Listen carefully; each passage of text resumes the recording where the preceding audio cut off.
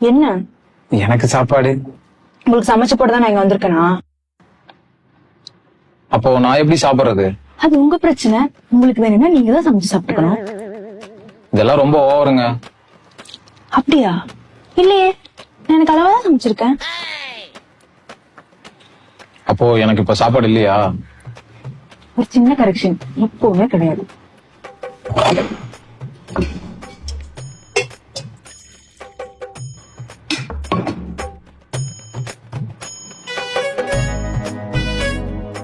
இப்படியே பார்த்துட்டு இருந்தா நான் எப்படி சாப்பிடுறது? எனக்கு வயிறு வலிக்காது. இப்படி சாப்பிட்டா வயிறு வலிக்காது, வெடிச்சிரும். அது என் பிரச்சனை, நான் பாத்துக்கிறேன். நீங்க முதல்ல இடத்த காலி பண்ணு.